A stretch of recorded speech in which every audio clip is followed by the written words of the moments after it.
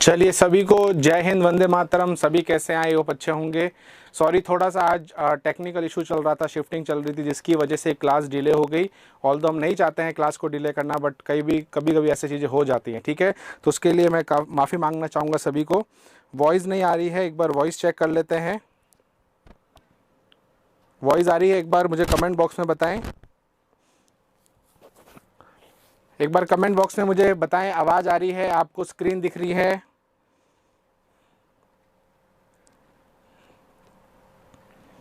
तो उसके लिए मैं माफ़ी मांग। चलिए, आई थिंक सब क्लियर है। तो अगेन मैं फिर बोलना चाहूँगा कि जो भी इश्यूज़ हुए हैं इसके लिए सॉरी। तो चलिए क्लास को स्टार्ट करते हैं बिना टाइम को ख़राब किए, ठीक है। तो सभी को जय हिंद। गणेश, धन्यवाद आप सभी का। कांस्टेबल राम, अभी तक बने रहने के लिए। और आज की क्लास ज़रूर होगी और पक्का होगी, और आज भी हम कुछ अच्छा सीख के जाएंगे, ठीक है। तो चलिए क्लास को स्टार्ट करते हैं। और आपको पता है कि हमने प्रीवियस क्लास में अभी तक हमने क्या देखा था। तो हम मोशन के, हमने न्यूटन लॉज ऑफ मोशन के हमने तीनों लॉ पढ़े थे। अब चलिए उसके आगे हम बात करते हैं। तो कल हमने 3 लॉ पढ़ लिए थे, न्यूटन के फर्स्ट लॉ, सेकंड लॉ और थर्ड लॉ। आज हम जो करने वाले हैं वो करने वाले हैं प्रक्षेप्य गति, यानी कि प्रोजेक्टाइल मोशन, ठीक है। आ रही है? चलिए, वेरी गुड, जय हिंद। ओके, तो आज हम जो करने वाले हैं वो करने वाले हैं प्रोजेक्टाइल मोशन, यानी कि प्रक्षेप्य गति। अब देखिए, प्रोजेक्टाइल मोशन होता क्या है, प्रक्षेप्य गति होता क्या है, उसको बहुत सरल भाषा में समझते हैं। जब भी हम किसी वस्तु को, किसी ऑब्जेक्ट को किसी कोण पे या किसी एंगल पर फेंकते हैं, है ना, तो वो जो गति करता है उसको हम क्या बोलते हैं? प्रोजेक्टाइल, यानी कि प्रक्षेप्य गति। प्रक्षेप्य गति आपको कैसे दिखती है? अगर आपने किसी चीज को इस एंगल पर, थीटा एंगल पर फेंका है, तो वो इस तरीके का पाथ, इस तरीके का वो रास्ता बनाती है। और ये जो पाथ है इसको बोलते हैं पैराबोला, है ना, परवल है। तो ये जो रास्ता होता है, इसी के वजह से इसका नाम पड़ा है। पैराबोलिक भी बोल सकते हैं या फिर प्रोजेक्टाइल मोशन भी बोल सकते हैं, ठीक है। तो बात समझ में आ गई है कि प्रोजेक्टाइल मोशन में हमें 2 चीजों का ध्यान रखना है। एक तो कितनी स्पीड से आप फेंक रहे हैं, दूसरा आपने कोण कितना रखा है, एंगल कितना रखा है, ठीक है। अब इसका एक बहुत सरल सा उदाहरण है जो हम रोज देखते हैं जब भी हम कैच खेलते हैं, या आपने कभी देखा होगा जब हम एक बैट से बॉल को मारते हैं तो जो बॉल होती है वो किस तरीके से जाती है। क्रिकेटर में जब कोई क्रिकेटर को छक्का मारता है ना, छक्के की बात कर रहा हूँ, चौके की बात नहीं कर रहा हूँ, तो बॉल जो होती है वो हवा में जाती है और इस तरीके से वो ट्रेवल करती है। सभी को पता है कि जो भी चीज को अगर हम ऐसे फेंकेंगे ऊपर की ओर, तो ऐसा तो है नहीं कि वो ऊपर चली जाएगी, अंतरिक्ष में चली जाएगी, नहीं, वो हो नहीं सकता। तो आएगी कभी ना कभी नीचे। तो ये इस तरीके के रास्ते को वो फॉलो करती है, इस तरीके का वो पाथ जो होता है उसकी तरफ से वो चलती है, ठीक है। बात समझ में आ गई? हाँ, बिल्कुल रोज होगी क्लास, बिल्कुल रोज होगी कुंदन, ठीक है। बात समझ में आ गई? तो ये होता है प्रक्षेप्य गति, यानी कि प्रोजेक्टाइल मोशन। क्लास रोज इसी समय होगी 5:15 पे। आज गलती से कुछ प्रॉब्लम हो गई थी जिसकी वजह से डिले हुआ है, अदरवाइज रोज 5:15 से लेके 6 बजे तक क्लास चलेगी रोज, ठीक है। तो इसमें आपको कोई भी टेंशन लेने की जरूरत नहीं है, ठीक है। अब बात करते हैं कि हमें इसमें क्या क्या पढ़ना है। जब भी हम प्रक्षेप्य गति की बात करते हैं तो इसमें हमें क्या क्या क्वेश्चन पूछ सकते हैं। तो हमें बेसिकली इसके अंदर 3 चीजों के बारे में बात करनी होती है, ठीक है। अगर आप इसकी परिभाषा पढ़ेंगे तो आई थिंक बहुत सिंपल सी, इसमें कोई बड़ी बात नहीं है। जब कोई पिंड क्षैतिज से कोई कोण बनाते हुए ऊर्ध्वाधर तल के प्रक्षेपित किया जाता है, उसको हम प्रोजेक्टाइल मोशन यानी कि प्रक्षेप्य गति कहते हैं। अब अगर मैं एग्जाम के पॉइंट ऑफ व्यू से बात करूं तो हमें यहाँ पर कुछ चीजों के बारे में बात करनी है। तो एक बार मैं आपको खुद से पहले बता देता हूं, फिर मैं आपको स्लाइड पे लेके चलूंगा। तो जब भी हम प्रोजेक्टाइल मोशन की बात करते हैं, पीएम का मतलब है प्रोजेक्टाइल मोशन, तो हमें यहाँ पर 3 चीजें ज्ञात करनी होती हैं। कौन सी 3 चीजें? इन 3 चीजों के नाम क्या है? पहला होता है हमारा उड़न काल, उड़न काल या फिर टाइम ऑफ फ्लाइट, इसको इंग्लिश में बोलते हैं टाइम ऑफ फ्लाइट, आप हिंदी में लिख लेना, इसको बोलते हैं उड़न काल, यानी कि आवर्त काल, यानी कि पूरे उस गति का समय। यानी कि अगर आपने यहाँ से गेंद को फेंका और गेंद वापस पूरा हवा में होती हुई वापस नीचे आई तो उसको कितना समय लगा, तो वो हमें यहाँ पर निकालना होता है। ये कैपिटल टी से दर्शाया जाता है। तो पहली चीज हम किसके बारे में बात करेंगे? हम समय की बात करेंगे, कितना उसको समय लगा हवा के अंदर, ठीक है। फिर हम जो दूसरी निकालते हैं वो निकालते हैं रेंज। रेंज क्या होता है? रेंज जिसको हम हिंदी में बोलते हैं परास। परास का मतलब यहाँ पर क्या होता है? उदाहरण के तौर पर ये आपकी प्रक्षेप्य गति है, ठीक है, ये उसका रास्ता है। तो ये क्षैतिज इसने कितनी दूरी तय करी है, क्षैतिज इसने कितनी दूरी तय करी है, उसको हम रेंज बोलते हैं, उसको हम परास बोलते हैं, ठीक है। और रेंज को हम किससे बताएंगे? आर से। किससे बताएंगे? आर से। अब रही बात तीसरी चीज, तो वो हम निकालते हैं हाइट। क्या निकालते हैं? हाइट। हाइट यानी कि ऊंचाई। अब ये जो ऊंचाई होती है, ये कौन सी ऊंचाई होती है? तो देखिए, अगर आप प्रोजेक्टाइल मोशन देखेंगे तो आप बोलेंगे सर हाइट तो ये भी है, हाइट तो ये भी है, बट हमें कौन सी हाइट निकालनी है? जब ये वस्तु सबसे ज़्यादा ऊंचाई पर जाएगी। तो हमें यहाँ पर जिस हाइट के बारे में बात करनी है वो कौन सी हाइट है? वो ये वाली हाइट है। कौन सी? जो मैक्सिमम हाइट होती है। कौन सी? अधिकतम ऊंचाई। जब ये कण सबसे अधिकतम ऊंचाई पर जाएगा तो हमें ये हाइट के बारे में बताना है। तो कुल मिला के ये तीनों के बारे में हमें बात करनी है। ठीक है,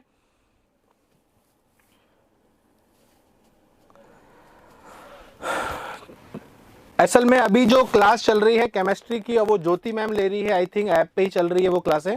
ठीक है, हिम्मत सर की अभी क्लास नहीं है उसमें, वो ज्योति मैम क्लास ले रही है केमिस्ट्री की। ठीक है, चलिए बात समझ में आ गई। तो ये तीन चीजों के बारे में हमें बात करनी है। अब चलिए एक एक करके इन तीनों को हम निकालते हैं और इनका फॉर्मूला यानी कि सूत्र हम समझते हैं। सबसे पहले आता है उड़न काल यानी कि टाइम ऑफ फ्लाइट। अभी मैंने आपको बताया था ये वो समय है जब तक वस्तु हवा में रहती है, जब तक वस्तु हवा में रहती है। अब इसमें देखो दो चीजें आपको ध्यान में रखनी है। एक तो ये ध्यान रखना है कि लेट से यहां से स्टार्ट हुआ, ए पे गया, ए से फिर ये बी पे आया। ए यहाँ पर क्या है? मैक्सिमम पॉइंट है, उच्चतम बिंदु है। लेट से इसको ओ से ए जाने में समय लगा t1। लेट से इसको ओ से ए जाने में समय लगा t1 और वापस उतरने में इसको समय लगा t2। क्या लगा? t2। तो उड़न काल क्या होता है? तो कैपिटल T होता है कुल समय। कुल समय ये किसके बराबर हो जाएगा? t1 plus t2। अब एक चीज यहां पर आप ध्यान रखना कि जितना समय इसको ऊपर चढ़ने में लगेगा उतना ही समय इसको उतरने में भी लगेगा। तो दोनों समय बराबर होंगे ना। तो t प्लस टी अगर कर लेते हैं तो दोनों क्या हो जाएंगे? 2t। तो बेसिकली हमें यहां पर ध्यान रखना है कि ये जो कैपिटल T है ना, ये पूरा समय है, पूरा समय जब तक ये हवा में है। बट अगर मैं स्मॉल t1 की बात करूं तो ये है चढ़ने का समय, और t2 की बात करूं तो वो है उतरने का समय। अगर इन केस आपसे ये पूछ ले भैया कि उसके चढ़ने का समय कितना था, तो जो भी मैं अभी आपको फॉर्मूला बताऊंगा उसमें से आप इसको 2 से डिवाइड कर देना। ठीक है, और अगर आपसे बोल दे भैया उतरने का समय क्या है, तो वो भी सेम होने वाला है। जितना चढ़ने का समय है उतना ही उतरने का समय होता है। क्लियर है?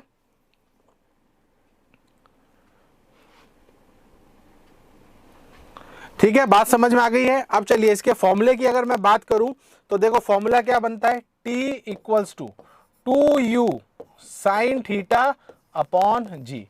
अब यहां पर देखो आपको डेरिवेशन तो करना नहीं है, आपको सिर्फ फॉर्मूला याद रखना है।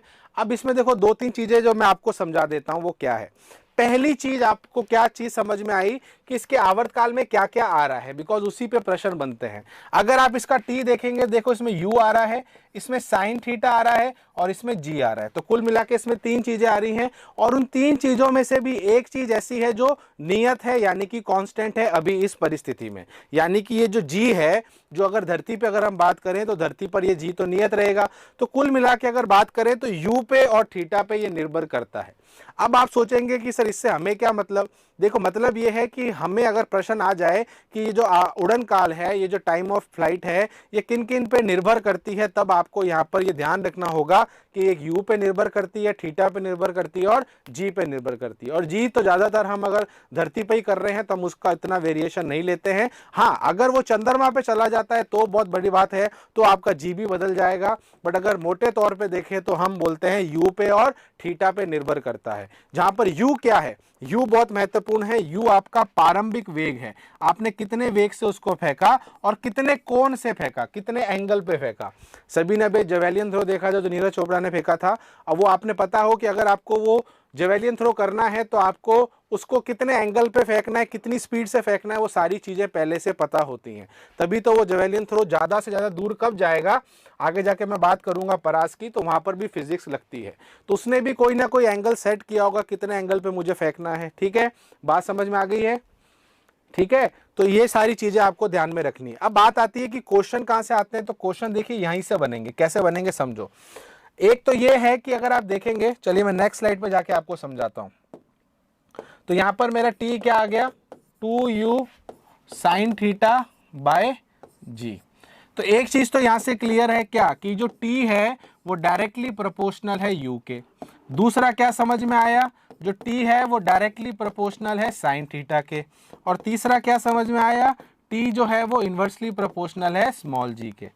अब इससे यहाँ से क्या मतलब है, इसका मतलब ये है कि अगर आपका u बढ़ेगा, अगर आपका u बढ़ेगा तो आपका आवर्तकाल भी बढ़ेगा, आपका आवर्तकाल भी बढ़ेगा। दूसरे में क्या समझ में आया कि अगर साइन थीटा का मान, साइन थीटा का मान अगर बढ़ेगा तो भी आपका आवर्तकाल बढ़ेगा। पर जी के केस में ऐसा नहीं है, अगर जी बढ़ेगा तो आवर्तकाल घटेगा, आवर्तकाल घटेगा। तो यहां से ऐसे प्रश्न आपसे पूछे जा सकते हैं। ठीक है, क्लियर है। हाँ, अभी मैं आऊंगा मैक्सिमम वाले पे भी आऊंगा, मिनिमम वाले पे भी आऊंगा, बट अभी आप बस फॉर्मूले पे ध्यान दीजिए, और फॉर्मूले पे क्वेश्चन कैसे बनते हैं वो मैंने आपको समझा दिया है। तो ये हमारा आवर्तकाल है जिसमें आपसे पूछ सकते हैं कि आवर्तकाल किस पे कैसे निर्भर करता है। अब दूसरा प्रश्न यहां से ये बनता है कि अगर आपसे बोल दे कि भैया चढ़ने का समय कितना है, वो जो गेंद है जहां तक वो उच्चतम बिंदु पर गई फिर वापस नीचे आई, तो इसको बोलते हैं चढ़ने का समय, जो मैंने अभी आपको पिछली स्लाइड में भी बताया था। अगर मैं आपसे बोल दूं चढ़ने का समय क्या है, तो आप बोलोगे u sin थीटा बाय जी। उतरने का समय कितना है, u sin थीटा बाय जी। ठीक है, तो ये थोड़ा सा एक एडवांस चीज है जो मैंने आपको बताई है, तो ये भी आप ध्यान में रखना कि उड़ने पूरा समय जो होता है वो 2u sin थीटा बाय जी होता है। पर अगर आपसे चढ़ने का और उतरने का अलग अलग से पूछ लिया समय, तो आपको कुछ नहीं करना है, 2 हटाना है यहाँ से, बाकी u sin थीटा बाय जी यहाँ पर 100% रहेगा। क्लियर है। अभी मैं हाइट पे आऊंगा, अभी हम टाइम पीरियड की बात कर रहे हैं। ठीक है, आई होप सबको ये पॉइंट समझ में आ गया होगा। तो ये हमारी पहली चीज हो गई जिसको हम बोलते हैं आवर्तकाल यानी कि उड़न काल यानी कि टाइम ऑफ फ्लाइट। अब चलिए सेकंड पे चलते हैं। अब सेकंड आता है हमारा परास रेंज, जिसमें नीरज चोपड़ा ने जब वो फेंका था हमारा भाला, जो जेवलिन थ्रो किया था, तो जेवलिन थ्रो में अगर आपसे पूछे कि वो जीतते कैसे हैं, तो जब उसने वो जेवलिन थ्रो किया था तो वो कितना रेंज था, ये रेंज उसने नापी थी। ये रेंज उन्होंने लगभग 87 पॉइंट समथिंग मीटर, ये बहुत बड़ी बात होती है, तो 87 मीटर तक उन्होंने वो भाला फेंका था। तो भाला तो गया था प्रोजेक्टाइल मोशन में, कैसे गया था, प्रोजेक्टाइल मोशन में, बट हम नापते हैं उसकी ये वाली रेंज यानी कि परास। तो वो भाला कितना दूर गया था हॉरिजॉन्टली 37 में अगर हम नापें तो भाला कितनी दूर गया ये हमें ज्ञात करना होता है। अब मैं आपको यहाँ पर एक चीज बताने वाला हूं कि जो भाला जब उसने फेंका या फिर किसी भी चीज को अगर हम किसी एंगल पर फेंकते हैं, तो यहाँ दो चीजों पे वो निर्भर करता है। एक, पहली तो आपने कितनी स्पीड से फेंका, दूसरा आपका कोण कितना था, बिकॉज कोण बहुत महत्वपूर्ण है, कोण बहुत महत्वपूर्ण है। चलिए उसके बारे में हम बात करेंगे, पहले हम देख लेते हैं इसका फॉर्मूला क्या है। ठीक है, अगर मैं इसके फॉर्मूले की बात करूं, ठीक है, अगर मैं इसके फॉर्मूले की बात करूं तो चलिए फॉर्मूला पहले बना लेते हैं। तो फॉर्मूला देखिए क्या होगा, तो जो फॉर्मूला होता है परास का, अगेन हम डेरिवेशन तो करेंगे नहीं, आज फॉर्मूला याद कर लेना, u स्क्वायर साइन 2 थीटा, यहां पर क्या आ रहा है 2 थीटा आ रहा है, यहां पर स्क्वायर नहीं आ रहा है 2 थीटा आ रहा है। ठीक है, तो ये परास का क्या होता है, सूत्र होता है।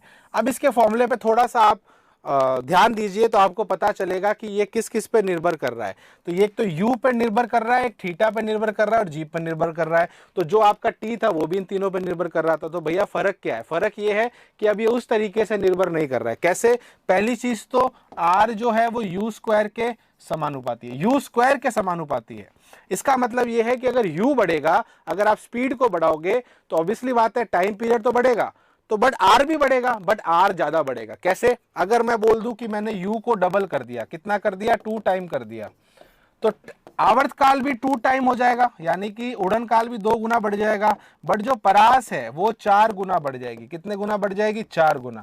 तो यहां पर फर्क आपका आता है। ठीक है, तो वेग से तो दोनों बढ़ रहे हैं, पर ज्यादा कौन बढ़ रहा है, तो ध्यान रखना परास। तो अगर आप वेग को दुगना करते हैं, वेलोसिटी को डबल करते हैं, तो आपकी जो रेंज है वो 4 गुना बढ़ जाएगी। कितनी बढ़ जाएगी, 4 गुना। बट वहीं पर उड़न काल की बात करें तो वो सिर्फ और सिर्फ 2 गुना ही बढ़ेगा। क्लियर है। अब बात यहां पर यह आती है कि अब इसमें क्वेश्चन कैसे बनते हैं। तो पहला मैंने आपको बता दिया ये कैसे किस पे निर्भर करता है। अब दूसरी चीज आती है कि इस पे इसका मैक्सिमम पूछ लेते हैं। अब यहां पर बहुत अच्छे सुनना, ये बहुत महत्वपूर्ण है। ठीक है, ये कह रहा है कि मुझे इस तरीके से किसी चीज को फेंकना है कि वो सबसे ज्यादा उसका आर आए। तो हमें आर मैक्सिमम का मान निकालना है। क्या निकालना है, आर मैक्सिमम का। अब आर मैक्सिमम का मान यानी कि हमें आर का अधिकतम मान चाहिए। मैं कह रहा हूं कि मुझे इस तरीके से इसको फेंकना है, तो कितना मैं कोण रखूं, कितना मैं एंगल रखूं कि ये परास मुझे सबसे ज्यादा मिले। तो हमें बेसिकली एंगल के बारे में बात करनी है। तो देखिए इसके फॉर्मूले में आ रहा है साइन 2 थीटा। क्या आ रहा है? Sine 2 theta.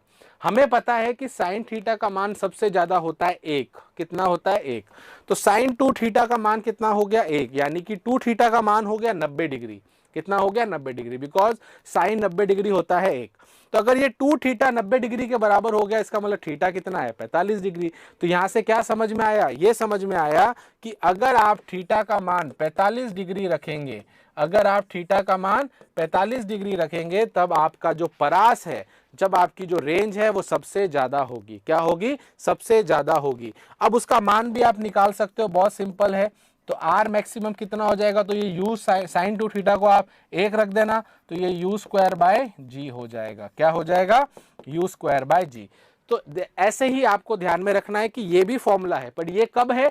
जब आपकी रेंज मैक्सिमम है, परास आपका अधिकतम है। क्लियर हो गया सभी को? एक बार कमेंट बॉक्स में यस लिख देना। तो यहां से क्वेश्चन बनता है कितने कोण पर, कितने कोण पर आपका परास यानी कि रेंज मैक्सिमम होती है? तो आंसर हो जाएगा 45 डिग्री। अब मैं फिर बता रहा हूं, 45 डिग्री फॉर्मूले में रखने के बाद वो 90 हो गया, क्योंकि 2 थीटा हो गया, ठीक है। पर आपको 90 डिग्री नहीं बोलना है, कितना बोलना है? 45 डिग्री। तो अगर आप 45 डिग्री पर फेंकेंगे तो आपका परास सबसे ज्यादा होगा, ठीक है। और अगर उस समय अगर आपसे पूछ ले कि आपका परास कितना होगा, तो वो होगा यू स्क्वायर बाय जी। यहां तक समझ में आ गया? यहां तक समझ में आ गया सभी को? तो ये था हमारा किससे रिलेटेड? ये था हमारा रेंज यानी कि परास, ठीक है। Horizontal distance covered by the body. पिंड अपने उड़न काल में जितनी क्षैतिज दूरी तय करता है उसी को परास कहा जाता है। क्लियर हो गया? चलिए आगे चलते हैं नेक्स्ट पे। अब नेक्स्ट हमारा आता है प्रक्षेप्य की ऊंचाई। अभी मैंने आपको स्टार्टिंग में बताया था, यहाँ पर ये जो हाइट की बात हो रही है, ये कौन से हाइट की बात हो रही है?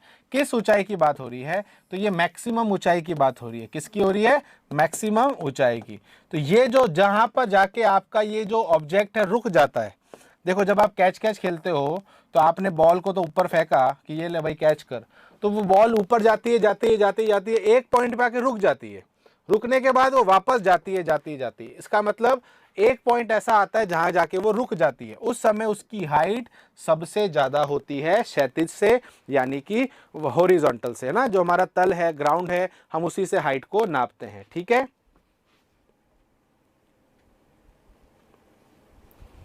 क्लियर है? स्टील या क्वार्ट्ज? क्वार्ट्ज की होती है, अगर क्वार्ट्ज ऑप्शन में नहीं है तो स्टील की होगी, ठीक है।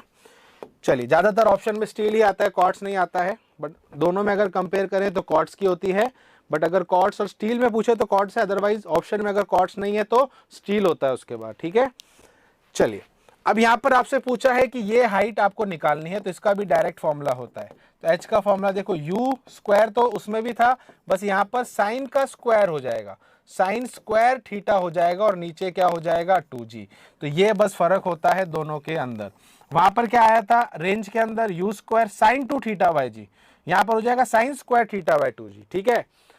तो ये फॉर्मूला आपको हाइट का याद रखना है। ये हाइट कौन सी है? जब आपका एच मैक्सिमम ऊंचाई पर पहुंचा है। क्लियर है? अब बात करते हैं, इसके अंदर भी एक चीज होती है। अब आप खुद सोचो, दो बच्चे कैच खेल रहे हैं और मैं उसको बोल रहा हूं कि भाई तुझे बॉल को ऐसे फेंकना है कि बॉल सबसे ज्यादा हाइट पे जाए। तो उसका एक ही तरीका है कि जहां पर वो खड़ा है उसी सीध में वो बॉल को फेंक दे। इसके अलावा वो किसी भी अगर एंगल पे फेंकेगा तो वो हाइट नीचे गिरेगी। कहने का मतलब है हाइट कम हो जाएगी। तो इसका मतलब ये है कि अगर आपको इस गेंद को मैक्सिमम ऊंचाई पर पहुंचाना है, कहां पहुंचाना है? मैक्सिमम ऊंचाई पर पहुंचाना है, तो उसका एक ही तरीका है कि आप सीधा इसको फेंक दो। कैसे फेंक दो? सीधा। तो उस समय ये जो एंगल होता है वो कितना होता है? 90 डिग्री। तो 90 डिग्री कैसे हुआ? क्षैतिज से लंब। तो जब आप 90 डिग्री पर गेंद को फेंकोगे तब आपका जो एच होता है वो सबसे ज्यादा होगा। क्या होगा? सबसे ज्यादा होगा। तो ये साइन 90 यहां रख दिया मैंने, तो साइन स्क्वायर 90 कितना होता है? 1 होता है। तो हमारा एच मैक्सिमम कितना आ जाएगा? You square bye 2g। उसका कितना आया था? यू स्क्वायर बाय जी आया था। इसका कितना आया? यू स्क्वायर बाय 2g आया है। क्लियर है? Got it? समझ में आ गया? तो ध्यान रखना एच मैक्स जो होता है वो ये रहा। अब ये तब आता है जब एंगल 90 डिग्री होता है, ठीक है। अब फटाफट मैं एक बार आपको वापस समअप कर देता हूं और मैं यहां पर कुछ इंपॉर्टेंट चीज भी बताता हूं। सबसे पहले हमने देखा टी कितना होता है? 2u साइन थीटा बाय जी, इसमें कोई केस नहीं होता, ठीक है। सेकंड आता है परास, रेंज। ये होता है U square sine 2 theta by G. फिर इसमें हम पढ़ते हैं एक कि थीटा इक्वल टू 45 डिग्री पर क्या होता है, तो इसमें होता है U square by G. Clear है? इस पे आपका क्या होता है, आर आपका मैक्स होता है, आर सबसे ज्यादा होता है। तीसरा हमने केस पढ़ा ऊंचाई वाला, ऊंचाई का फॉर्मूला होता है U square sine square theta by 2g। फिर इसमें भी केस पड़ा, अगर थीटा 90 डिग्री होगा तो जब थीटा 90 डिग्री होगा तो आपका एच मैक्सिमम होगा और वो कितना होगा, यू स्क्वायर बाय 2g। तो अभी तक हमने जो पढ़ा मैंने उसको यहां पर समअप कर दिया है। क्लियर है?